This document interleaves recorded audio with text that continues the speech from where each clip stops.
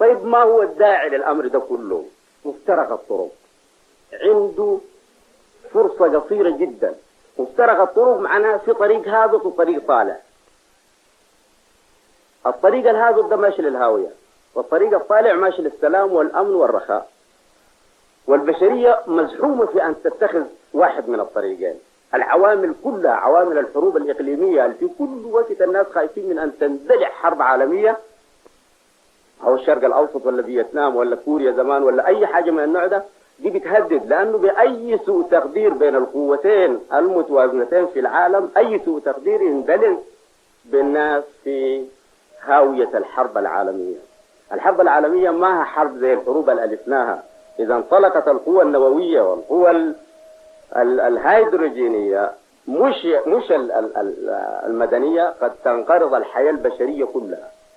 خطر حقيقي وسلاح رهيب.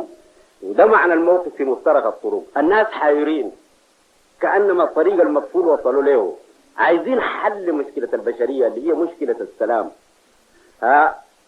في أفكار مؤكد بتتجه للحل ده في قمة الماركسية. الماركسية فيما نعرف نحن وصلت للطريق المقفول وما عندها فرصة للحل، لكن عندها الفلاسفة اللي بيفتكروا أن الماركسية مش صورة واحدة. الماركسية مفتوحة على التطور، ما سمي باليسار الجديد.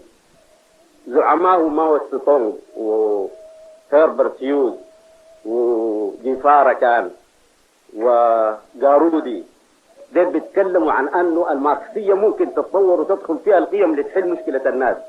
العالم ما فيه فكر مطبق ثاني، فكر غير الماركسية. مسألة الديمقراطية الغربية، الديمقراطية الليبرالية والرأسمالية، دي ما هو فكر جديد، وإنما محاولة لتطور وضع قديم. الإسلام وحد هو الحل المشكلة اللي بتعجز عنها الماركسية. الإسلام قيمته بتجي وين؟ قيمته بتجي في مقدرته على التوفيق بين حاجة الفرد وحاجة الجماعة. الماركسية خطأ الأساسي هنا عندما ظنت أنه الفرد والجماعة بيتعارضوا. الإسلام لأنه فيه التوحيد ولأنه شريعته بتقع في عبادات ومعاملات، استطاع أن يضع الإنسان والعالم كله والمجتمع كله في اتجاه كله ماشي لله الله. في التوحيد ما في تعارض، ما فيش حاجتين زي دي، كل الوجود ماشي لله الله. وإن من شيء إلا يسبح بحمده ولكن لا تفقهون تسبيحه. والمجتمع وسيلة الفرد، الفرد هو الغاية، المجتمع وسيلة. وده المعنى اللي قلنا به أنه الاجتهاد الديني هو تحقيق الفردية. الإسلام إذا برز في مستواه ده هو فلسفة المستقبل، وهو مدنية المستقبل، وهو اللي راح ينتهي بنهاية الماركسية، هو اللي يقتل الماركسية. لكن يجب أن يفهم على المستوى ده أن احنا لما نتكلم عن الفردية وعن الأصالة وعن سقوط التقليد بنتكلم في المستويات دي.